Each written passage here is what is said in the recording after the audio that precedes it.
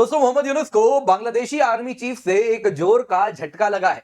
दरअसल दोस्तों ये बात तो किसी से छुपी है नहीं। बांग्लादेशी सरकार जो इस वक्त चल रही है, जो इंटरिम गवर्नमेंट है, उसमें जो कई लीडर्स काम कर रहे हैं, स्टूडेंट लीडर्स हैं, जो कि अगर आप देखें तो आए दिन भारत को इंस्टिगेट करते रहते हैं। भारत के कहीं ना कहीं नॉर्थ ईस्ट के ऊपर जिस प्रकार की टीका टिप्पणी करते हैं, उसके बाद कहीं ना कहीं भारत और बांग्लादेश के बीच में जो रिश्ते हैं उनमें कुछ तल्खियां आती रहती हैं। अब दोस्तों इसी पर एक रियलिटी चेक दिया है बांग्लादेश के आर्मी चीफ ने। उन्होंने साफ साफ कह दिया, हम ऐसा कुछ भी कभी भी नहीं करेंगे जिससे भारत के स्ट्रेटेजिक इंटरेस्ट को हम हर्ट करें। जी हाँ दोस्तों, ये उनका कहना है। उन्होंने कह दिया इंडिया हमारा नेबर है। वैसे ही चाइना के बारे में भी बात की है, उन्होंने कहा चाइना तो हमारा पार्टनर है। और यहां पे उन्होंने कह दिया कि हम ऐसा कुछ भी नहीं करेंगे जिससे भारत के इंटरेस्ट को बांग्लादेश कहीं से भी हर्ट करे।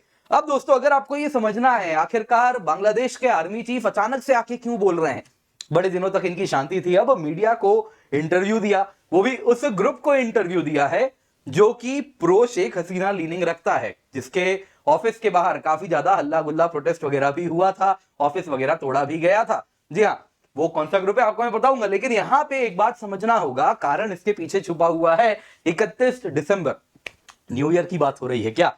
नहीं, बांग्लादेश में न्यू ईयर का जलसा अलग प्रकार का होता है। यहां पे दोस्तों हुआ ही होता है, 31 दिसंबर को बड़ी संख्या में कॉल दिया गया था कि लोग आए, जमा हो, और कुछ लोग जमा भी हुए। पर्पस बड़ा क्लियर था कि अब एक ऐसा प्रोटेस्ट कराया जाए जिसके द्वारा बांग्लादेश के कॉन्स्टिट्यूशन को उठा के हम फेंक दें।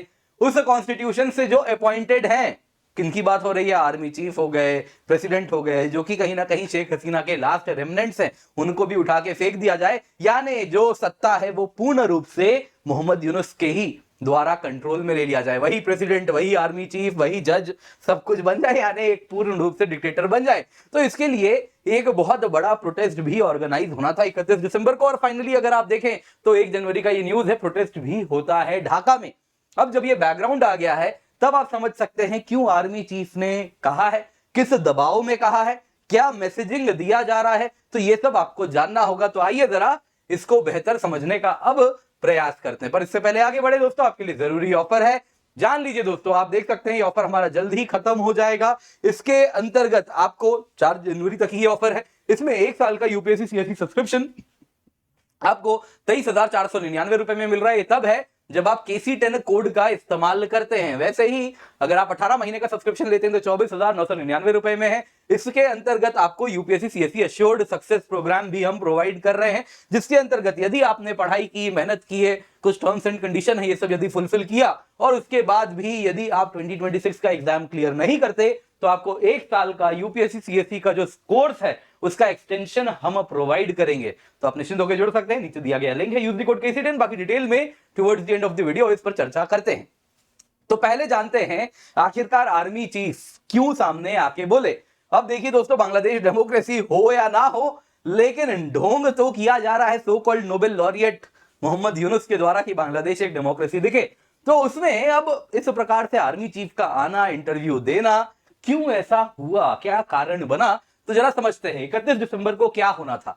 जुलाई प्रोक्लेमेशन डे। जी हाँ दोस्तों, होना यूं था कि देखिए 31 दिसंबर को इस वक्त हजारों की आंकड़े में कुछ प्रोटेस्टर जमा हुए ढाका में, और डिमांड किया गया जुलाई में जो शेख हसीना ने जो प्रोटेस्टर्स के ऊपर अत्याचार किया है ना, सैकड़ों की तादाद में उनकी मृत्यु हुई, उसके खिलाफ एक आवाज उठाया 31 दिसंबर को और कहा कि शेख हसीना को अरेस्ट किया जाए। पर दोस्तों एक्चुअल प्लान ये नहीं था। एक्चुअल प्लान था 31 दिसंबर को प्रोटेस्ट में हजारों की तादाद में नहीं बल्कि लाखों की तादाद में लोग आए, पुराना कॉन्स्टिट्यूशन उठा के फेंक दिया जाए, पुराने प्रेसिडेंट, पुराने आर्मी चीफ, सब के सब रिजाइन करवाए जाए। पर दोस्तों प्रोटेस्ट वैसा हुआ नहीं।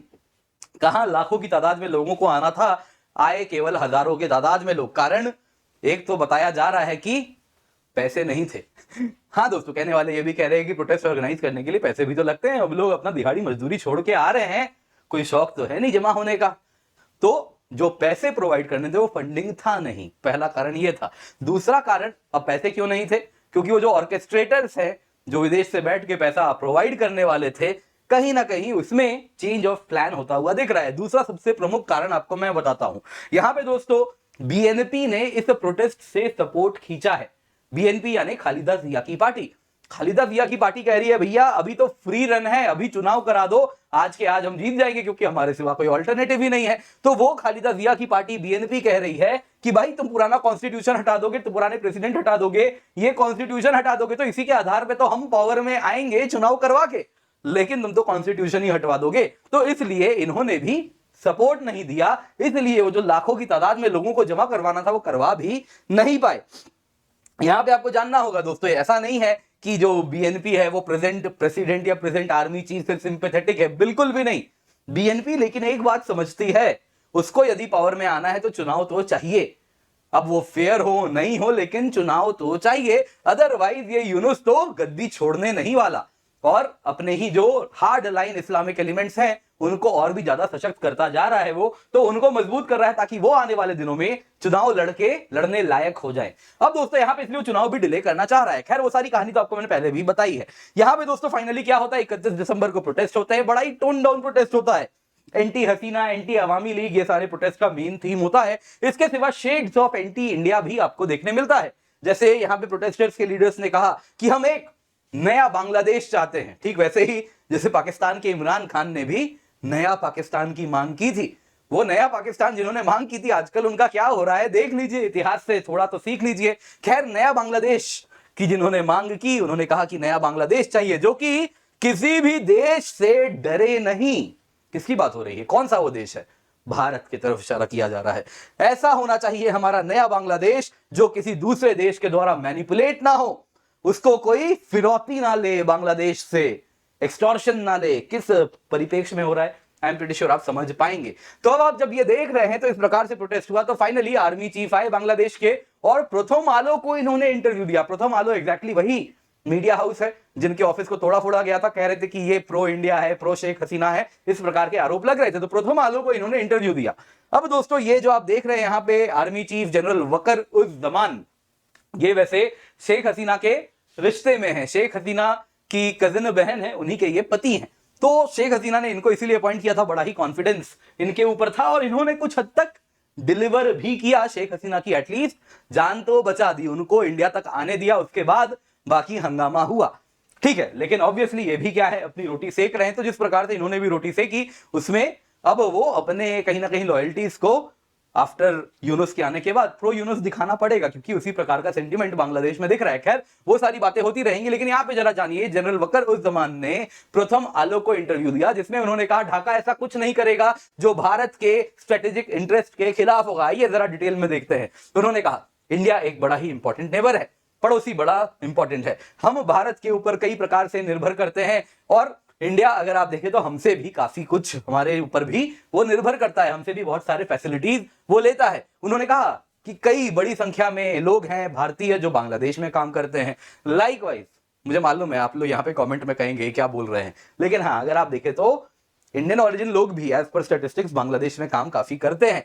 वैसे ही ऑर्गेनाइज्ड अनऑर्गेनाइज्ड सेक्टर दोनों में ही काम करते हैं। भारत का निवेश भी बहुत ज्यादा है बांग्लादेश में वैसे, फॉर दैट मैटर। आगे सुनिए, बांग्लादेशी लोग भारत आते हैं मेडिकल ट्रीटमेंट के लिए, इन्होंने कहा। फिर उन्होंने कहा बहुत सारे सामान हैं, गुड्स हैं जो भारत से ही खरीदते हैं और इंडिया का इसीलिए इंटरेस्ट है कि बांग्लादेश स्टेबल बना रहे। ये गिव एंड टेक रिलेशनशिप है, बांग्लादेश भी भारत से कुछ ले रहा है, भारत भी बांग्लादेश से कुछ ले रहा है, इसीलिए भारत चाहता है बांग्लादेश स्टेबल बना रहे। लेकिन ये जो गिव एंड टेक हो रहा है ये फेयरनेस पर होना चाहिए, दिस शुड बी फेयर। किसी भी तरीके से लोगों को ऐसा ना लगे कि इंडिया डोमिनेट कर रहा है हमारे ऊपर। दोस्तों इन्होंने कहीं ना कहीं जो फियर है लोगों में, एक प्रकार की जो गलतफहमी फैलाई जा रही है कि भारत ने बांग्लादेश को दबा के रखा है, भारत ने बांग्लादेश को एक्सप्लॉइट किया है, भारत बांग्लादेश को आर्म ट्विस्ट करता है, तो उसी का इन्होंने रियलिटी चेक दिया है कि ये यूनुस के जो लोग हैं जो भारत के खिलाफ जहर उगल रहे हैं उसमें आप ना जाएं। रिश्ते में हम भी, बांग्लादेश भी भारत को कुछ देता है, भारत भी बांग्लादेश को कुछ देता है, इसलिए इस रिश्ते की आवश्यकता हम दोनों को है। तो ये बात ये समझाना चाह रहे हैं, तो ये गलत फहमी में ना आए।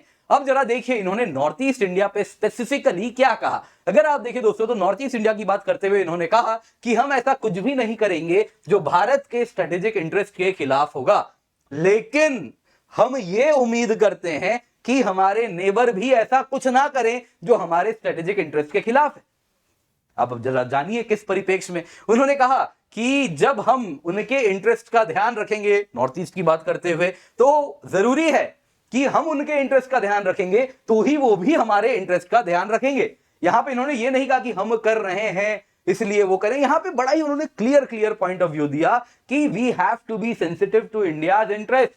अगर हम हैं तो ही हमारे भी, बांग्लादेश के भी इंटरेस्ट सुरक्षित हैं। उन्होंने कहा अब नाम लेके अनरेस्ट हो अगर चिटगांग हिल ट्रैक्स में, स्टेबिलिटी यदि बिगड़े म्यांमार बॉर्डर में, तो ये सब हो सकता है यदि हम भारत के नॉर्थ ईस्ट के इंटरेस्ट का ध्यान नहीं रख रहे हैं। तो इन शॉर्ट अभी वो सारी चीजें जो हो रही हैं, बांग्लादेश की बात करें तो चिटगांग हिल ट्रैक्स में जो इंस्टेबिलिटी हुई, वहां जो प्रोटेस्ट पे प्रोटेस्ट हो रहा है, वैसे ही अगर आप देखें तो म्यांमार के साथ जो बॉर्डर है, यहाँ पे टेकनाफ वाला इलाका है, वहां पे जो प्रॉब्लम्स हो रहे हैं वो सब अचानक से फट रहा है।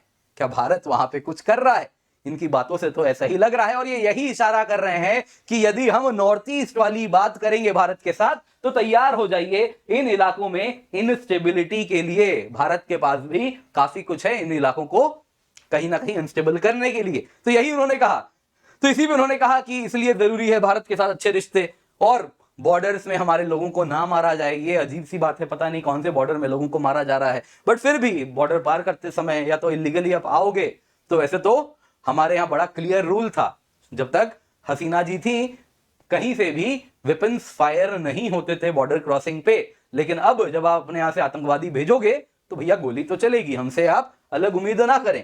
खैर जो भी है, इन्होंने कहा कि फिर पानी का मुद्दा उठाया कि भारत से रिश्ते अच्छे रहेंगे तो हमें फेयर शेयर ऑफ वाटर भी भारत से मिलेगा, और इसमें कभी कोई प्रॉब्लम भी नहीं है, बॉर्डर में भी शांति बनी रहेगी, इसमें कभी कोई प्रॉब्लम नहीं है, there is no problem with this, ये रिलेशन इक्वल फुटिंग पे है। फिर इन्होंने कहा कि वैसा ही रहना चाहिए। अब जरा आते हैं चाइना पे, ये क्या कह रहे हैं। देखिए दोस्तों, चाइना पे उन्होंने साफ साफ कह दिया, चाइना तो हमारा डेवलपमेंट में पार्टनर है। उन्होंने कहा कि उन्होंने बांग्लादेश में काफी निवेश किया है, चाइना बड़ा इंपॉर्टेंट है हमारे लिए आर्मी हो, एयरफोर्स हो, नेवी हो, सभी को चाइनीज वेपन्स की आवश्यकता है।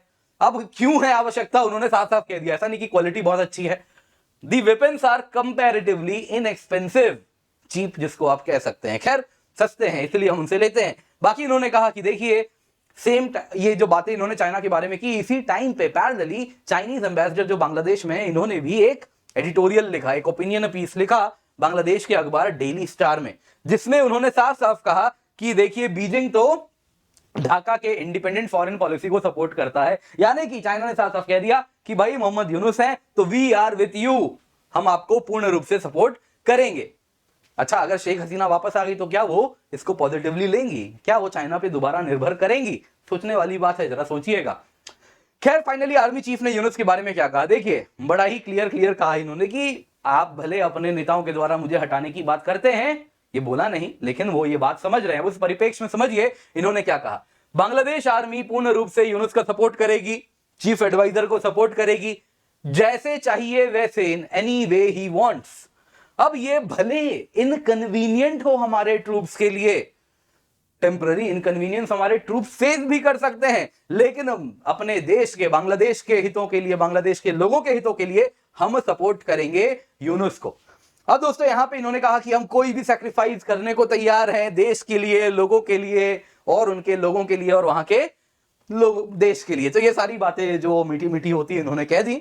हालांकि शेख हसीना को भी यही सपने इन्होंने दिखाए थे, इसीलिए आर्मी चीफ बनाया भी गया था। जब बात आई तो बिकने की बात आई तो वो भी समय देख के बिक गए थे। खैर जो भी है दोस्तों, यहाँ पे समझना होगा ये सारी बातें यूनुस को जो बताई जा रही हैं, देखिए इसमें ना एक हिडन मैसेज है। एक तो क्या हो रहा है कि वो बांग्लादेश आर्मी कह रही है कि we are with Mohammad Yunus, लेकिन हमें भी इनकन्वीनियंस हो रही है। तो आप यदि ज्यादा ही कुछ करेंगे तो इनकन्वीनियंस बढ़ सकती है, फिर आर्मी का जो सपोर्ट है यूनुस के लिए वो वैसा नहीं रहेगा। तो ये कंसील्ड थ्रेट की तरह आप समझ सकते हैं। बाकी उनका प्रयास किया जा रहा है कॉन्फिडेंस बिल्डिंग पे, कि ऑलरेडी जो यूनुस की तरफ से चल रहा है कैसे हटाना है आर्मी चीफ को, प्रेसिडेंट को, तो इसमें आर्मी चीफ अपना पत्ता क्लियरली टेबल पे रख रहे हैं कि हम सपोर्ट करेंगे, हम डायरेक्टली कहीं से भी आपको थ्रेटन नहीं करने वाले। हाँ, कल को आप कमजोर हो जाएंगे तो इनकन्वीनियंस बढ़ जाएगी तो हमारा सपोर्ट भी हट जाएगा। तो वो तो मालूम ही है, जो शेख हसीना ने बैठाया उनके अपने सगे नहीं हुए, तो इनसे तो खास वैसे भी लगाव नहीं होगा। तो खैर इस परिपेक्ष में आई होप आप ये समझ पाएंगे। तो इन शॉर्ट काफी कुछ मैसेज था आर्मी चीफ के इस इंटरव्यू में। उम्मीद करता हूं आपका एनालिसिस, आपको ये वीडियो पसंद आई होगी। लाइक जरूर कीजिएगा। बाकी भूलिए मत दोस्तों, जो ऑफर है हमारा 4 जनवरी तक ही वैलिड है, जिसके अंतर्गत 1 साल का यूपीएससी सीएससी का सब्सक्रिप्शन आपको 23,499 रुपए में मिल रहा है, 18 महीने का 24,999 रुपए में मिल रहा है। इस कीमत पे complete GS, complete CSAT, prelims test series, mains test series with evaluation, सारे ही बैचेस का एक्सेस आपको मिल रहा है। आप निश्चिंत होकर जुड़ सकते हैं। 1-on-1 मेंटरशिप है, डेडिकेटेड डाउट सॉल्विंग है। यूज द कोड KC10, तभी आपको ये मैक्सिमम डिस्काउंट मिलेगा। इसके सिवा एश्योर्ड सक्सेस का भी आपको एक्सेसिबिलिटी मिलने वाला है। क्या है ये? तो इसके अंतर्गत यदि आप 2026 एग्जाम क्लियर नहीं करते हैं और हमारे सारे कंडीशंस मीट करते हैं जो आपके सामने इस वक्त आप देख रहे हैं, तो उसके बाद आपको 12 महीने का प्लस सब्सक्रिप्शन एक्सटेंशन मिल जाएगा अगर आप exam for some reason clear नहीं कर पाए। दोस्तों यहां पे आपको बताना चाहूंगा बहुत सारे हमारे बैचेस हैं 2026 के लिए, 2027 के लिए। इंग्लिश में है, आप निश्चिंत होकर जुड़ सकते हैं। Use the code KC10। इसके सिवा हमारे साथ ऑप्शनल बैचेस भी स्टार्ट हो रहे हैं। निश्चिंत होकर आप जुड़े, अलग अलग सब्जेक्ट्स के अलग अलग ऑप्शनल बैचेस हैं। आप जल्दी जाएं, जुड़ जाएं। वन स्टॉप सोल्यूशन है। एक बार आपने ऑप्शनल सब्सक्रिप्शन लिया, आप किसी भी ऑप्शन को देख सकते हैं। यूपीएससी मॉक इंटरव्यू प्रोग्राम है, निश्चिंत होकर जुड़े, इसका फायदा जरूर